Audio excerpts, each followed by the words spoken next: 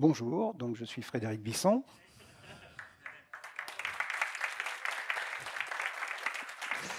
Développeur web le jour et la nuit, je travaille sur tout un tas de technologies. Je me suis amusé sur les FPGA, là je me suis amusé sur les PDF, une technologie d'avenir. Et on va d'abord commencer par un petit sommaire. Donc on va s'intéresser d'abord à la question pourquoi encore s'intéresser au PDF aujourd'hui? D'où est-ce que ça vient? Parce que ça va permettre de comprendre pourquoi c'est autant de bordel aujourd'hui. Comment c'est construit? Ensuite, on va voir comment une visionneuse de PDF fait pour lire un fichier PDF. Et après, on va parler d'optimisation de fichiers PDF. Et je vous parlerai de mon side project qui s'appelle Diet PDF. Alors, pourquoi encore s'intéresser au PDF en 2024? Tout simplement parce qu'on n'est pas prêt de s'en débarrasser. Malheureusement pour vous, alors je sais, le PDF, la mise en page est figée, il y a peu d'évolution depuis 2008. C'est pas vraiment interactif, il y a pas mal de problèmes d'accessibilité, seulement il a des avantages qui ne sont pas encore couvertes par les technologies web classiques, comme la structure monolithique, qui permet d'envoyer en un seul fichier à la fois une présentation et des données. Il est aussi adapté à l'archivage, du fait que justement il n'évolue pas beaucoup. Et il est adapté aussi aux signatures numériques. Donc ça intéresse beaucoup les administrations. Alors, on va mettre de côté les problèmes d'accessibilité et on va parler plutôt du poids du PDF. Parce que les PDF, vous en avez tous manipulé, on peut se retrouver avec des PDF qui font des mégaoctets de données, mais qui est responsable du poids du PDF? Alors, ceci est une estimation à la louche. En gros, en majorité, c'est sur les ressources graphiques. L'utilisateur est à peu près à 20% responsable, du fait de son choix ou du fait de ses méconnaissances. Ensuite, on a le logiciel qui va générer le PDF, donc que ce soit un PowerPoint, un Adobe InDesign ou autre. Ensuite, vous avez les fonctionnalités du logiciel qui vont vous permettre normalement de réduire le poids. Et à très peu de pourcentage, vous avez les limites du format lui-même. Et alors, si vous avez manipulé des PDF, vous avez sûrement entendu parler de I Love PDF ou de Adobe Acrobat Online. Vous avez aussi AVE PDF. En fait, il y en a plein des compresseurs de PDF. Seulement, ils ont un gros défaut, c'est qu'ils font une optimisation ciblée sur le rendu à l'écran. C'est-à-dire qu'ils se focalisent là-dessus. Et du coup, ils vont avoir tendance à saloper directement vos images, à les rendre impropres à une impression.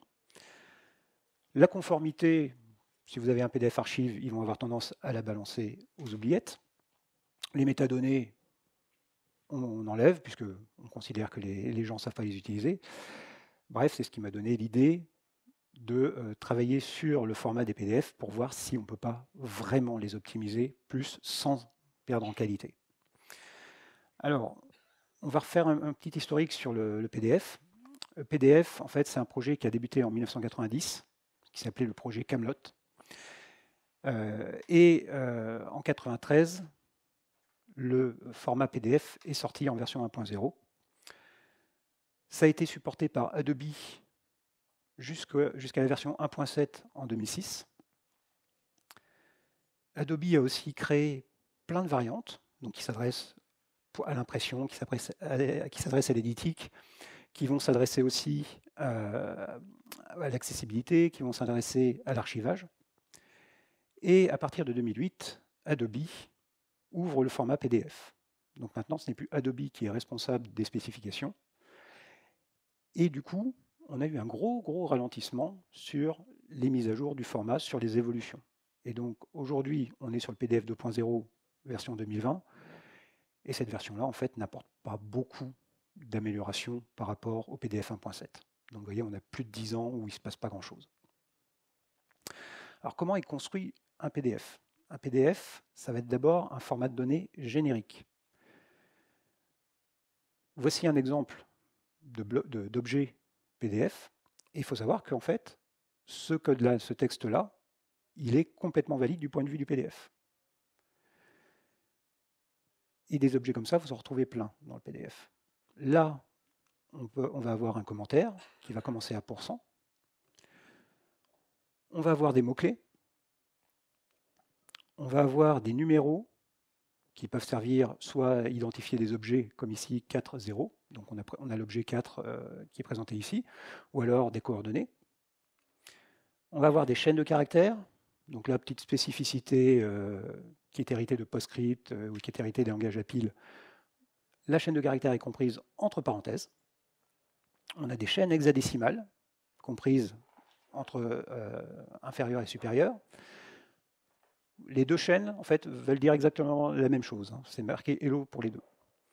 On va avoir aussi des noms. Les noms commencent par un slash. On va avoir ce qui permet de débuter et d'identifier un objet, donc avec les mots-clés ob et unjob. Et comme c'est hérité du PostScript, qui est hérité des langages à pile de type forth, qui connaît forth? Voilà. Donc, en fait, c'est une notation post-fixée, c'est-à-dire que l'opérateur ou la commande se trouve à la fin, pas au début. On va avoir aussi des flux, donc des données brutes, des dictionnaires avec les clés qui sont sous forme de noms et des valeurs, et on va avoir des tableaux et des références. C'est en fait ces références-là qui vont permettre de basculer d'un objet à un autre dans le PDF. Hormis ces objets-là, on va avoir aussi des tables de références croisées. Les références croisées, ce sont des offsets, donc l'adresse vraiment de l'objet à l'intérieur du fichier PDF, puisque le fichier PDF, c'est un fichier à accès direct. Il y a deux formats de tables de références croisées. Et le format en clair qui est présenté sur cet exemple est vraiment sous cette forme-là, en texte brut, à la fin du fichier. Donc si vous avez 100 000 objets ou 1 million d'objets, vous allez avoir donc 1 million de lignes à la fin du fichier PDF. Vous avez aussi une annonce, qui est un dictionnaire qui n'est pas référencé, qui va se trouver juste après la table des références croisées, et qui va contenir des références vers le catalogue du fichier PDF et vers ses métadonnées. Et vous avez également un identifiant. Si on rentre un peu plus en profondeur, on va trouver un langage graphique. Donc le langage graphique, c'est celui qui va permettre de dessiner chaque page. Là, vous avez un exemple de code pour générer un Hello World en PDF. Alors, on retrouve des commentaires, on va retrouver des commandes, toujours à la fin. Donc la commande BT, c'est la commande qui indique un début de bloc texte. Le petit g, c'est pour écrire dans une couleur. Donc ici, le 0, c'est le noir. La commande TF, ça va permettre de sélectionner la police de caractère et la taille de la police de caractère. La commande TM, c'est pour la matrice de transformation, donc qui va permettre de définir l'échelle, la rotation, le cisaillement et le déplacement. Et enfin, la commande TJ va permettre d'afficher la chaîne de caractères à l'endroit où on est positionné. Donc là, juste avant chaque commande, vous avez les paramètres. Et on a wow, Hello World. Et enfin, on va avoir donc, dans certains objets, on va avoir des flux qui peuvent être filtrés. Dans les flux, vous allez avoir tout ce qui va contenir les images, qu'elles soient vectorielles, matricielles, des fichiers embarqués, comme des fichiers bureautiques, des métadonnées au format XMP, et des vidéos. Pour les polices de caractères, vous allez avoir aussi du TrueType ou du PostScript. Chaque flux est filtré, c'est-à-dire que pour pouvoir les interpréter, le PDF a besoin de les passer dans un outil qui va les défiltrer pour obtenir le résultat initial. Donc on a des flux d'encodage pour encoder en hexadécimal ou en ASCII 85. Vous avez de la compression sans perte. Donc vous connaissez sûrement FLET ou DEFLET qui est du Zlib. Vous avez du JPEG 2000, du CCITT fax, du RLE. Alors RLE, c'est un algorithme de compression hyper basique, très ancien. Compression avec perte, vous avez du JPEG et du JPEG 2000.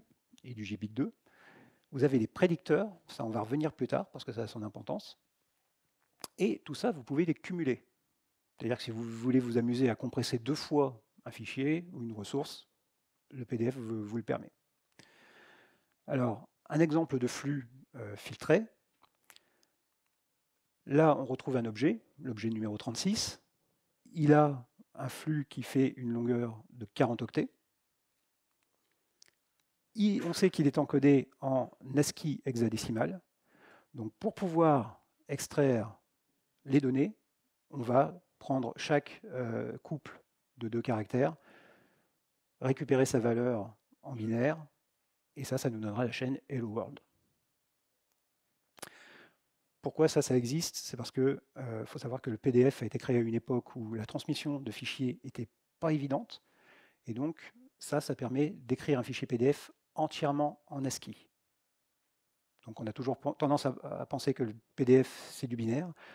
Vous pouvez écrire un PDF tout en ASCII, c'est possible. Comment est-ce qu'on va lire un PDF? Alors déjà, on va lire l'entête du PDF. L'entête du PDF, ça commence toujours par %PDF tiré le numéro de version.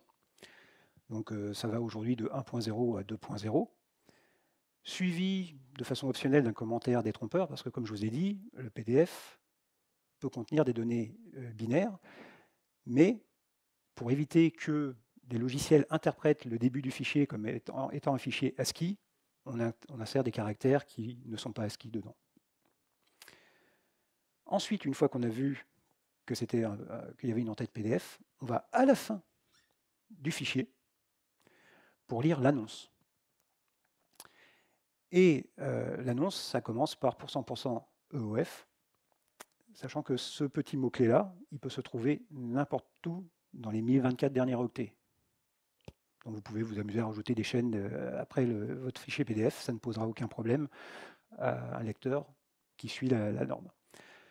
Et vous avez l'offset de la table de référence, des références croisées, qui commence par startxref. Donc là, une fois que vous avez ça vous permet de trouver la table des références croisées, ainsi que les éventuelles précédentes tables. Parce que pour pouvoir mettre à jour un fichier PDF, vous pouvez en fait rajouter des blocs à la fin du fichier PDF. Et chaque bloc en fait vient annuler les précédents blocs. Donc vous pouvez très bien, enfin quand un fichier va être lu, on va d'abord lire la dernière table des références croisées. Si on ne trouve pas l'objet qui nous intéresse, on va lire la précédente. Ça veut dire aussi que vous pouvez retrouver l'ancienne version de votre PDF en supprimant les blocs de fin. Donc là, on a tout l'accès en fait aux différentes tables de références croisées qu'il va falloir décoder. Alors, sur un dump hexadécimal, c'est un petit peu fouillis. Si on le présente de façon humaine, on va avoir en fait un objet. Là, c'est l'objet 90824. /type /xref, on sait que c'est une table de références croisées compressée. Contrairement à ce que la deuxième ligne indique, ce n'est pas la taille, mais le numéro de départ des futurs objets, puisque ça va permettre, en fait, cette valeur-là va permettre de rajouter à chaque fois des nouveaux blocs. L'index, le champ index va permettre de trouver le numéro du premier objet de la table, ainsi que le nombre d'objets. Le filtre, là, c'est un filtre qu'on n'a pas vu en action, c'est le filtre flet decode. Donc en fait, c'est compressé en zlib ou en gzip si vous préférez.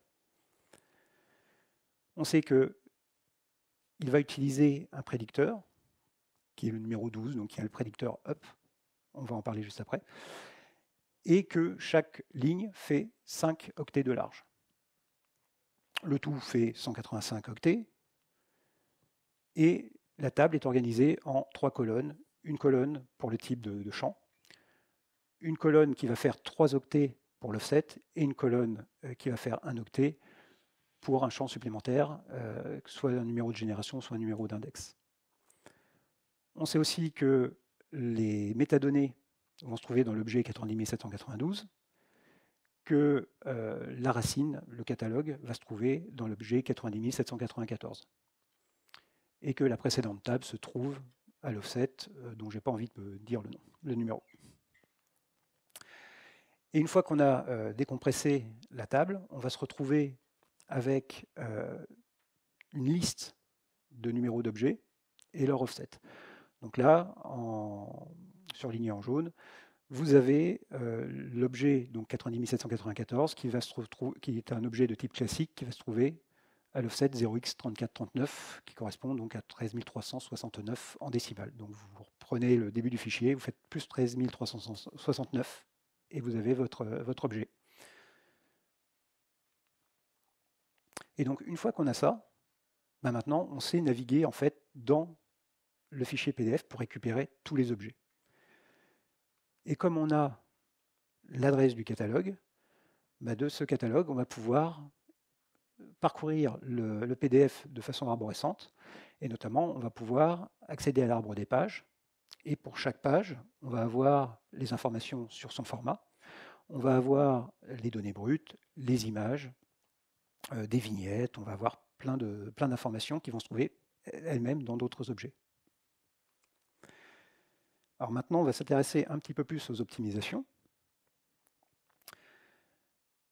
Et l'optimisation, en fait, le PDF, c'est un format de fichier où il y a plein de choses qui sont possibles. Et donc, je vais vous donner quelques exemples en fait, d'optimisation, notamment sur les chaînes de caractères. Comme je vous l'ai dit au début, il y a deux façons de coder une chaîne de caractères. Il y a les chaînes littérales, entre parenthèses, et les chaînes hexadécimales, inférieures, supérieures. Petite subtilité des chaînes entre parenthèses, si vous avez des parenthèses qui sont balancées à l'intérieur, vous n'avez pas besoin de les échapper. Et petite subtilité du côté des chaînes hexadécimales, si vous avez un nombre impair de digits, le parseur doit obligatoirement rajouter un 0. Donc si là, en bas, on lit juste 5, en fait, c'est le chiffre 50 en hexadécimal qui doit être compris. Et ça, c'est un bug, par exemple, que j'ai découvert dans PDFJS et qui a été corrigé depuis, parce que justement, le parseur de PDFJS lisait mal les chaînes hexadécimales, selon la norme du PDF. Et dans les optimisations qu'on peut faire, c'est déjà transformer toutes les chaînes hexadécimales en chaînes littérales, puisqu'on divise en fait par 2 l'espace occupé. Il y a 5 types de chaînes, mais grosso modo, c'est un peu comme en PHP. Les chaînes de caractères, c'est ni plus ni moins que des byte strings. C'est des grosses chaînes d'octets. Donc vous pouvez mettre vraiment ce que vous voulez dedans. On va aussi pouvoir supprimer le superflu, parce qu'il y a des choses qui ne servent vraiment à rien dans le PDF. Alors, vous allez avoir des éléments inutiles, comme des retours chariots, des espaces, des commentaires, des caractères inutiles, un niveau de précision inutile, des objets qui vont être inutilisés, parce que comme le format est complexe, le générateur a pu créer des objets pensant qu'il allait s'en servir et ne pas les effacer. Au niveau graphique, vous allez avoir aussi des éléments qui vont être cachés, qui vont être hors cadre, qui vont être dupliqués, des instructions redondantes, des valeurs identiques aux valeurs par défaut. Donc en fait, ça fait plein de choses qu'on peut éliminer, qu'on peut nettoyer pour justement baisser la taille du PDF. Exemple de code non minifié, si vous avez ce code-là, donc qui est un code complètement valide à l'intérieur d'un fichier PDF, si vous regardez précisément dans un dump hexadécimal, vous apercevez que vous avez 45 caractères qui sont totalement inutiles sur 148. Donc ça permet de gagner de la place. D'autant que les objets ne sont jamais compressés. Ces objets-là ne sont jamais compressés. En matière de précision inutile, il faut savoir que le PDF va gérer les composantes de couleurs de 0 à 1. Là où sur le web, vous allez gérer de 0 à 255. Le PDF gère ça de 0 à 1, donc vous allez avoir des chiffres à virgule. Et comme les générateurs utilisent des nombres à virgule classiques, ils ont tendance à mettre la précision de leur calcul, mais qui est totalement aberrante. Par exemple, ici, vous avez 5 chiffres après la virgule. Ça vous permet en fait de préciser 100 000 niveaux de rouge, 100 000 niveaux de vert, 100 000 niveaux de bleu, soit 100 millions, enfin, soit 1 million de milliards de couleurs possibles. Et ça, c'est un petit exemple. J'ai déjà vu des valeurs avec 9 chiffres après la virgule. L'œil humain ne voit que 10 millions de couleurs et 30 niveaux de gris. Précision inutile numéro 2. Les coordonnées qui sont données à l'intérieur du fichier PDF sont données normalement avec une unité qui s'appelle le point typographique. Le point typographique, version américaine, c'est 1/72e de pouce, soit 1/3 de millimètre. Bon, c'est déjà quelque chose de petit. 1 millième de point, donc quand vous êtes à 3 chiffres après la virgule, vous tombez à 1/3 de micromètre, sachant qu'un virus de la grippe, c'est 1/10 de micromètre. Ça vous donne une idée de la taille. Vous avez aussi des valeurs par défaut que certains logiciels vont mettre dans le fichier, donc qui ne servent à rien. Vous avez aussi des données XML sur lesquelles vous allez avoir plein d'espaces inutiles qui peuvent elles-mêmes embarquer des JPEG. Donc on va se retrouver avec des JPEG sous forme, donc des JPEG de vignettes encodés en base 64 dans un fichier XML compressé dans un fichier JPEG, dans un fichier PDF. Donc c'est un petit peu les poupées russes. Vous pouvez aussi renommer les espaces de nom. Ça vous permet en fait de récupérer pas mal de caractères. Et grosso modo, vous pouvez diviser par 2 généralement la taille des fichiers XML qui sont embarqués. Vous pouvez aussi optimiser les polices TrueType. Dans la plupart des polices TrueType, vous avez ce qu'on appelle du hinting. Le hinting, ce sont des données qui permettent, lors de l'affichage sur un écran, de caler les caractères sur des limites au niveau du pixel, pour éviter d'avoir des flous. Il faut savoir qu'en fait, ces informations-là sont de moins en moins utilisées, que ce soit par les lecteurs de PDF ou même par les plateformes sur lesquelles vous visionnez votre PDF. Par exemple, ClearType n'utilise pas complètement ces informations et sur macOS, il n'utilise pas du tout. Donc en gros, ce sont des informations qui sont inutiles à l'affichage et au rendu du PDF. Vous avez aussi des commentaires qui se trouvent dans les fontes qui sont totalement inaccessibles à l'utilisateur. Vous avez des éléments inutiles aussi. Et alors là, c'est plus compliqué en fait d'optimiser parce que vous pouvez avoir des images dupliquées, donc ça vous pouvez en faisant des checksums les repérer. Vous pouvez utiliser aussi, ces objets-là peuvent utiliser les masques de découpe, donc peuvent ne pas être complètement affichés sur l'écran, peuvent sortir du cadre, peuvent être masqués par d'autres éléments, peuvent utiliser une résolution largement supérieure à 300 dpi. Et en fait, trouver la bonne solution, c'est vraiment un problème complexe. Je vais vous donner un exemple qui illustre bien qu'il y a plusieurs stratégies là-dessus. Avec PowerPoint versus Impress. Si on va faire 3 slides, on va faire une slide qui va contenir du texte et puis une image qui a été rognée. Une deuxième slide avec la même image non rognée. Et une troisième slide avec la même image qui sort du cadre. Si vous prenez PowerPoint, PowerPoint va bien prendre la première image et la rogner. Et dans les 2 autres slides, en fait, ça va être une seule et même image. L'image ne va pas être dupliquée. Par contre, vous avez un morceau de l'image complète qui se trouve en plus. Quand vous prenez Impress, vous n'avez qu'une seule image. Pourquoi? Parce que Impress fait du masque. Quand vous rognez une image, il fait du masque. L'image reste dans votre fichier PDF, alors que PowerPoint va rogner. Aucun ne fait de duplication, mais vous pourrez trouver d'autres logiciels qui vous en feront. Il n'y a pas de gestion du débordement. Et en plus, la résolution n'est pas forcément bien gérée quand vous êtes sur du PowerPoint, sur de l'Office 365 web. Tout ça pour dire que là, dans ce cas présent, la stratégie gagnante, c'était celle d'Impress, alors que dans d'autres cas, ça pourrait être celle de PowerPoint. On a du code graphique qu'on va pouvoir aussi optimiser, tout comme n'importe quel code que vous allez minifier ou obfusquer. Donc là, on a des espaces inutiles, des sauts de ligne qu'on peut transformer en espaces pour améliorer le taux de compression, des commandes qui ne servent à rien, des commandes qui pourraient être plus courtes. On peut trier les commandes aussi pour faire apparaître des patterns et améliorer le taux de compression. On peut fusionner des commandes, il y a des sauvegardes et restaurations d'état qui peuvent être dégagées. On peut optimiser les chaînes de caractères, les noms des ressources, la précision des nombres, comme on l'a vu tout à l'heure, la factorisation. Deux exemples. On a par exemple une fonction rectangle dans le langage PDF donc qui permet de tracer un rectangle. Eh bien, vous avez beaucoup de logiciels qui vont, au lieu d'utiliser cette fonction-là, tracer en fait le rectangle côté par côté. Si vous avez beaucoup de rectangles ou beaucoup de zones comme ça sur un écran, ce sont des instructions qui viennent polluer en fait le code, qui pourrait être beaucoup plus simple. Vous avez aussi une particularité du PDF, c'est que le PDF, pour pouvoir justement imbriquer des objets les uns dans les autres, permet de sauvegarder et de restaurer l'état du moteur, enfin l'état graphique du moteur.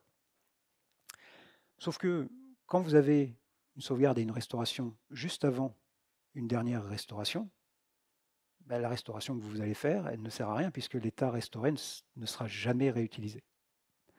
Donc, c'est deux instructions qu'on peut supprimer.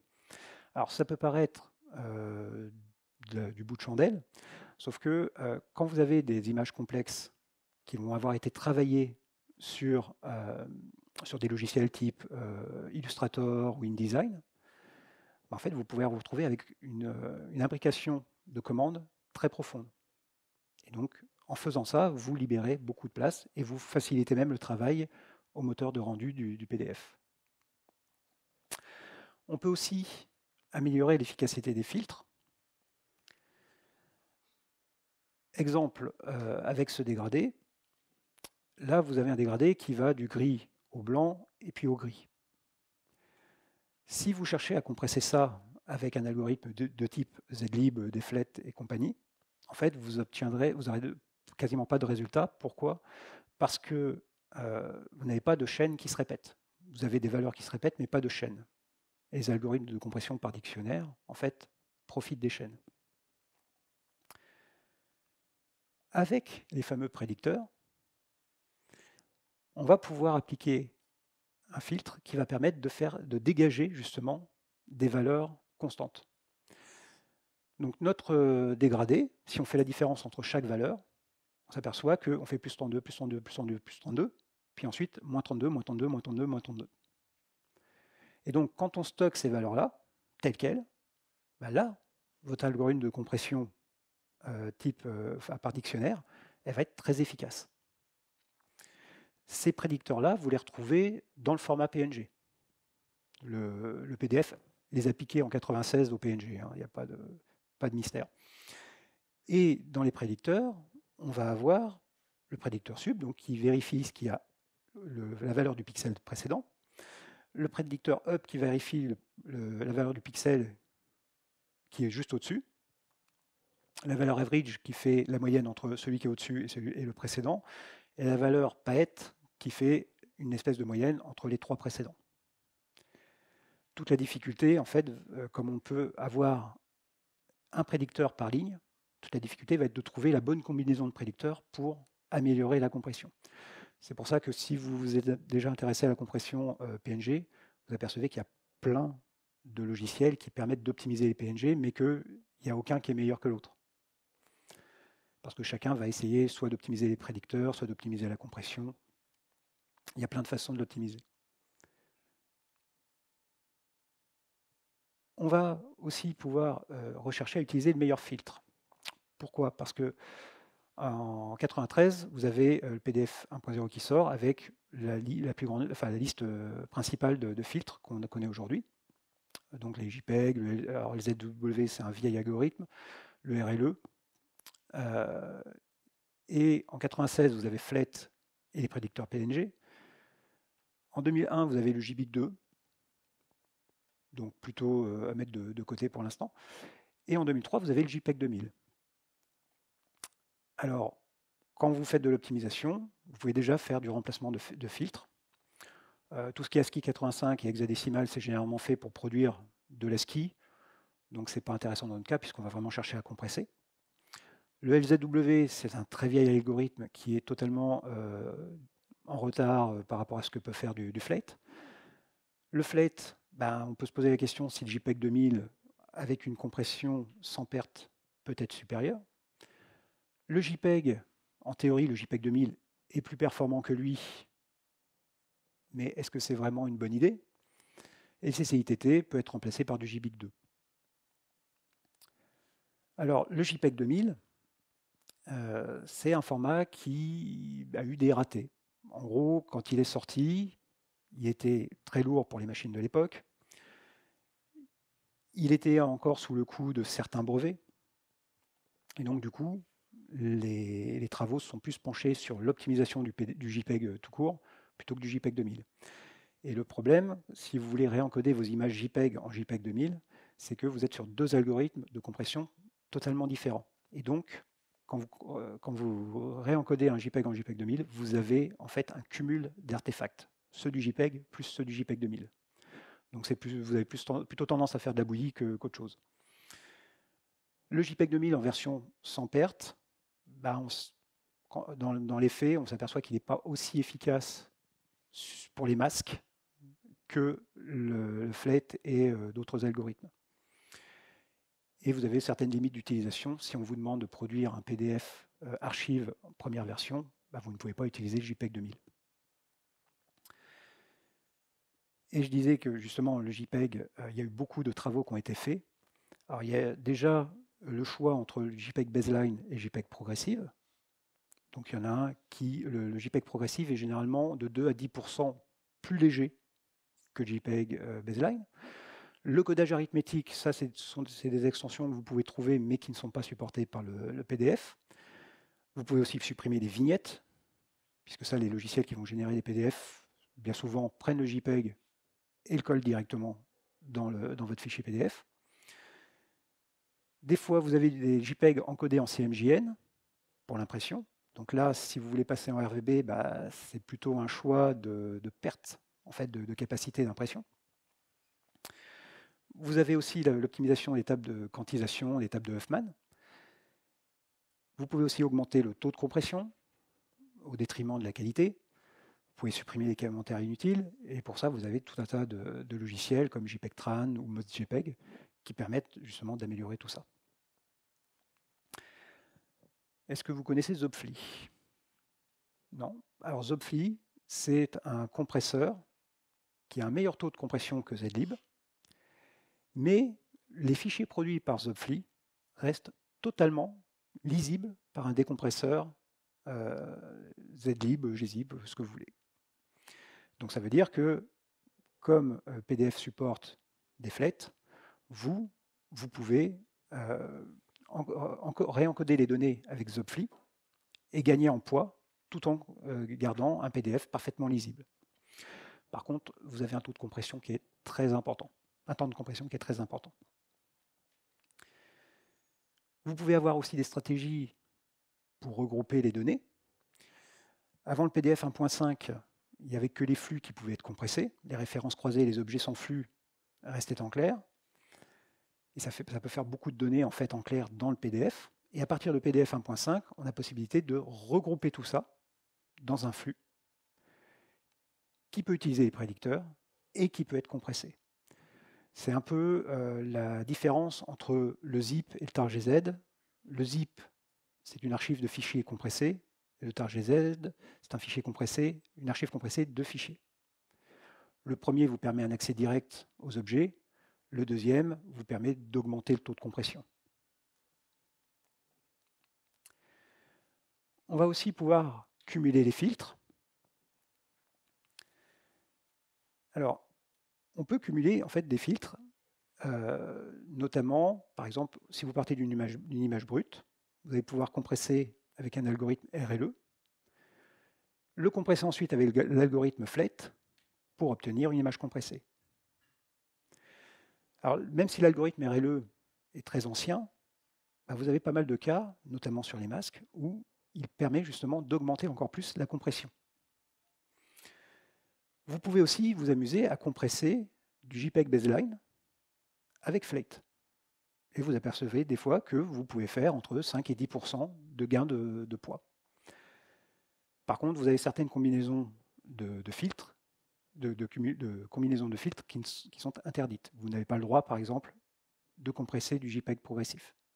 Alors, ce n'est pas que techniquement c'est impossible, c'est que la norme l'interdit. Et pour RLE, on pourrait tenter, si vous vous souvenez du dégradé, du principe du dégradé, on pourrait tenter d'utiliser l'algorithme RLE pour voir si on peut encore augmenter le taux de compression. Sauf que les prédicteurs, eux, ne sont pas autorisés pour RLE, ils sont juste autorisés pour LZW et FLET. La solution, en fait, on peut bidouiller parce que le zlib supporte un mode no compression, donc qui va juste rajouter une en-tête au début du fichier et puis des données brutes. Et donc, en faisant ça, ça va permettre, dans certains cas, d'obtenir des taux de compression absolument délirants. Par exemple, si vous prenez une image de 512 par 512, un dégradé noir-blanc, du blanc vers le noir vers le blanc, en brut, ça fait 256K. Si vous faites des prédicteurs plus RLE, vous tombez à 5700 octets. Du FLET tout court, vous tombez à 1765. Des prédicteurs plus FLET, 877. On est déjà à un taux fort. Et là, si vous faites du prédicteur plus RLE plus FLET, vous tombez à 134 octets. Donc en matière de taux de compression, vous passez de 256 kilooctets à 134 octets sans aucune perte graphique, sans aucune perte visuelle. Pour des vieux algorithmes, c'est plutôt pratique. Et en comparaison, alors le PDF ne supporte pas le WebP et le JPEG XL, hein, c'est juste pour la comparaison. Le WebP va vous permettre de descendre à 654 octets. Le JPEG 2000 à 513 et même le JPEG XL ne descend qu'à 414 octets. Cette technique-là, elle est très efficace pour tout ce qui est masque. Et donc, dès que vous avez une image qui va avoir un détourage, qui va être plaqué sur un document, vous avez forcément une image qui vient en masque derrière. Donc, en utilisant cette technique-là, ça vous permet de gagner beaucoup de place sans toucher à la qualité. Et mon projet, mon side project d'AIED PDF, que j'ai développé en Haskell, donc, puisque j'aime bien aussi la programmation fonctionnelle. C'est du side project, puisque c'est plus une preuve de concept qu'autre chose. Et dans son petit fait d'armes, je me suis amusé à compresser les spécifications du PDF 1.7, qui font 32 mégaoctets de base. En comparaison, j'ai testé avec Adobe Acrobat Online, avec I Love PDF, avec AVE PDF. Et il se trouve que, sans jamais toucher à la qualité des images, j'arrive à descendre à 12 mégaoctets de fichiers, là où, par exemple, AVE PDF arrive à peine à 15 mégaoctets en abîmant certaines images, et les autres n'arrivent pas du tout à aller plus loin. Alors, c'est une vision très biaisée, hein, évidemment, je vous ai présenté le meilleur résultat, youpi, je suis le plus fort. Il y a des cas où forcément je vais faire moins bien, puisque quand vous avez des PDF qui ont beaucoup d'images, à partir du moment où vous les détériorez un maximum, vous n'avez pas 36, vous pouvez difficilement vous battre à égalité tout en conservant le même niveau de qualité. Voilà, c'est tout pour moi. Si vous avez des questions.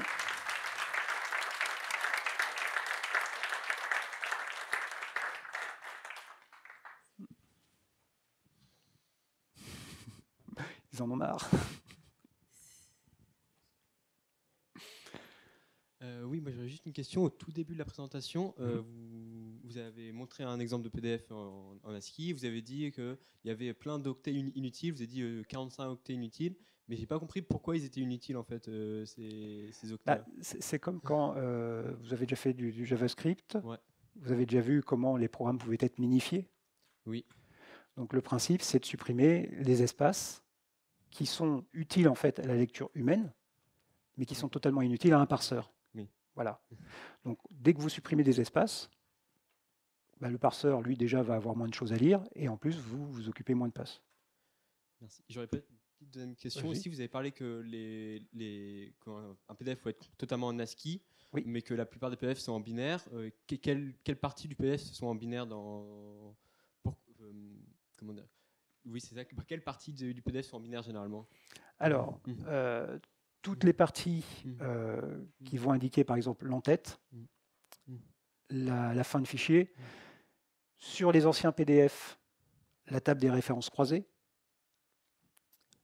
Quand votre logiciel sait le gérer, il va être capable de dégager, enfin d'utiliser une table de références croisées compressée. Vous avez aussi tous les objets en dehors des flux. C'est-à-dire que quand vous avez une image, par exemple bitmap, vous avez forcément un objet qui lui est associé. Et donc, l'entête de cet objet sera toujours en clair. D'accord. Donc, en supprimant les espaces, ça permet de gagner. Une des raisons pour lesquelles, justement, on va pouvoir gagner sur les spécifications du PDF 1.7, c'est que, justement, dedans, vous avez plus d'1 million d'objets. Donc, dès que vous supprimez ne serait-ce que 2, 3, 4, 5, 6 espaces, bah, voilà, multiplié par 1 million, ça vous fait déjà quelques mégaoctets en moins. J'ai plus de questions. Pour continuer sur cet exemple-là, par rapport aux différentes techniques que vous avez développées devant, dans quelle proportion, quelle technique a fait baisser dans quelle proportion le fichier original? Est-ce que c'est principalement du coup la minification Alors, il y a plusieurs choses, puisque en fait, ça cumule. C'est-à-dire que quand vous allez minifier du code, ce code lui-même va être compressé après. Et comme je vais le compresser avec Zobfli, donc déjà, de base, j'aurais minifié tout seul, j'aurais gagné. J'aurais utilisé Zobfli tout seul, j'aurais gagné. Mais en utilisant les deux, ça permet encore plus de compresser. Pareil, sur le regroupement des objets, à partir du moment où vous regroupez des objets, bah, ça fait apparaître beaucoup plus facilement des redondances. Et donc, des choses qui vont pouvoir être compressées plus facilement par un algorithme de compression par dictionnaire. Je ne sais pas si j'ai été clair.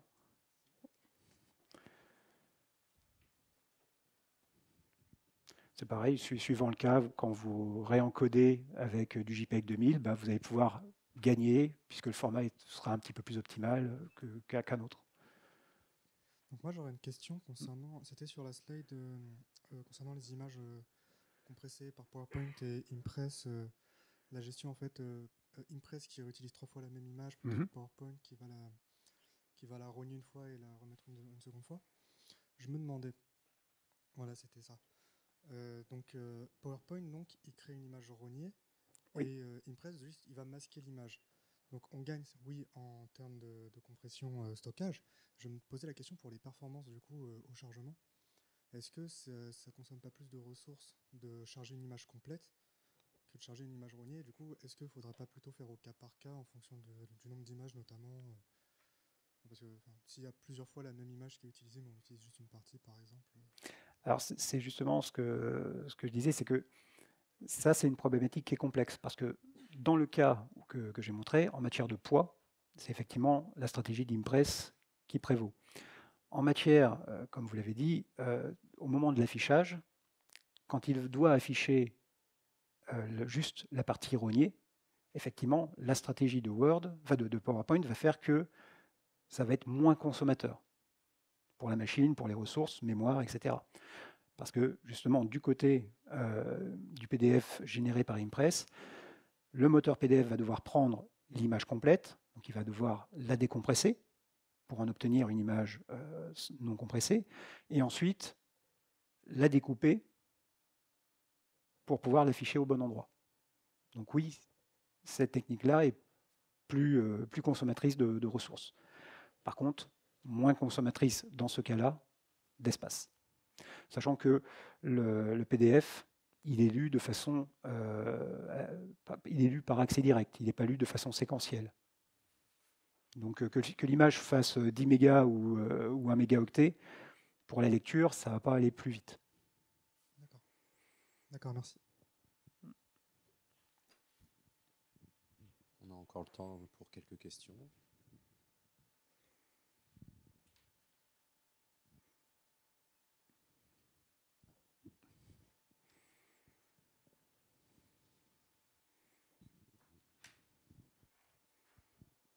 J'ai une petite question par curiosité. Est-ce qu'on pourrait s'asseoir sur l'historique des mises à jour pour justement gagner encore en compression? Oui. Vu qu'il y a des choses qui sont Oui, oui. surchargées, on pourrait aussi... Oui, donc, en gros, alors ça je ne l'ai pas expliqué effectivement dans le cadre de mon compresseur. C'est que justement, moi je lis tout le PDF en mémoire, et une fois que j'ai exécuté, que j'ai retrouvé tous les objets, je dégage tous ceux qui ne sont pas utilisés. Donc effectivement, ceux qui ont été écrasés par des mises à jour seront forcément dégagés. Voilà.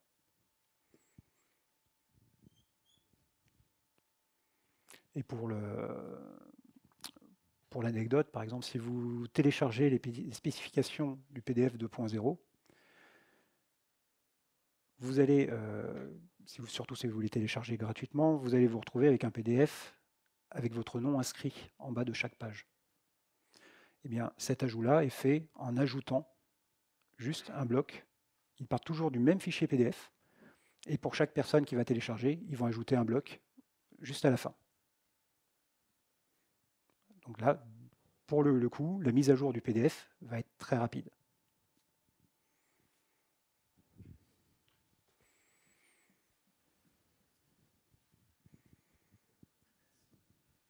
Bonjour, merci pour la présentation.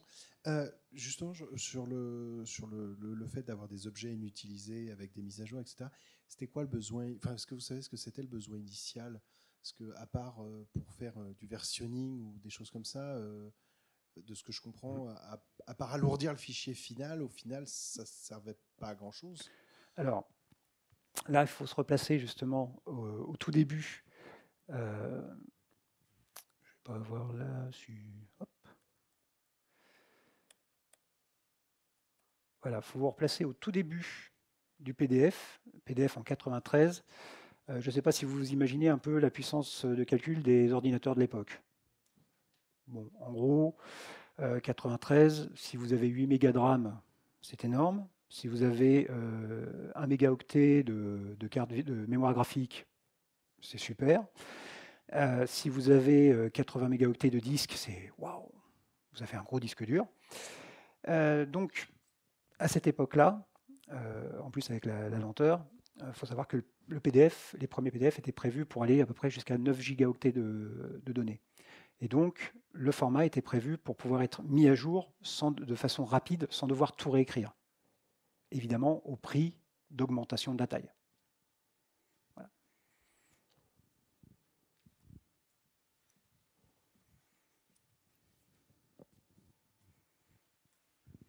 Oui, tout à l'heure, vous avez mentionné que le zéro final n'était pas obligatoire. Je n'ai pas compris dans quel contexte ou pour quel type d'objet. Hop.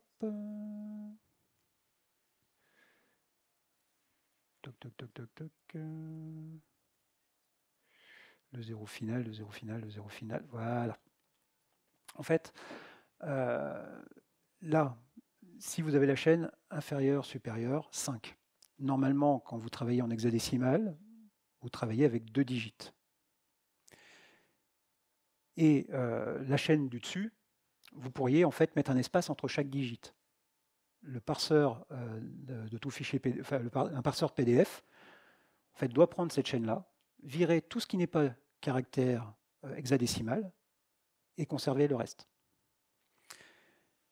Et s'il y a un nombre impair, il doit rajouter un 0 pour avoir un nombre pair de digits, pour les prendre 2 par 2. Voilà. Et donc le bug de PDFJS, c'était de penser que dans ces cas-là, en fait, il y avait un digit de trop. Et donc, ce qui fait que sur certaines... quand vous envoyez une chaîne de caractères en hexadécimal avec un nombre impair de digits, il vous supprimez le dernier caractère. Ce qui est dommage.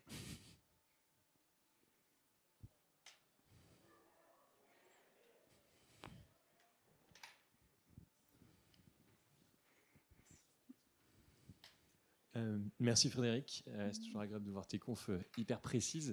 J'ai une question par rapport à ton side project. Quelle est la suite? Est-ce que tu as déjà, je sais que tu as forcément d'autres idées dessus, mais est-ce que tu peux les partager peut-être pour améliorer tout ça quelle est la suite en fait de tout ce projet? Alors la suite, travailler encore sur l'optimisation des fontes, travailler, donc trouver d'autres biais justement d'optimisation, travailler sur le renommage de tout ce qui est ressources.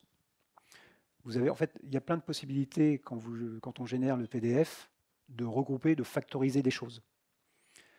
Alors après, par contre, c'est pas forcément évident quand on part d'un document existant qui a sa propre structure, parce que forcément, elle a été pensée par un moteur de génération de PDF qui est radicalement différent d'un autre. Et vraiment, en la matière, on a des générations de PDF qui n'ont mais rien à voir les unes avec les autres. Et donc, toute la difficulté, en fait, quand on trouve une optimisation, c'est de s'assurer qu'il n'y a pas d'effet de bord. Et ça, c'était un de mes points bloquants, c'est-à-dire que je ne peux pas m'amuser à récupérer n'importe quel PDF sur Internet pour les mettre sur mon GitHub en matière de CI/CD, quoi. C'est l'une des limitations, mais effectivement, il y a toujours pas mal d'améliorations possibles. Il y a aussi le fait, par exemple, je l'ai vu rapidement, mais le PDF 2.0 supporte l'UTF-8, ce qui permet, pour certaines chaînes de caractères, de réduire encore l'espace, puisque sinon, par défaut, c'est de l'UTF-16 en fait, en PDF, quand vous voulez faire de l'Unicode. Donc l'UTF-8 consomme toujours un peu moins de place que l'UTF-16. Et donc voilà, au fur et à mesure que je continue d'améliorer mon side project, je me dis, ah tiens, et si je faisais ça? Ah tiens, et si je faisais ça? Voilà. Et c'était le mot de la fin. Merci Frédéric. Merci. Merci tout le monde.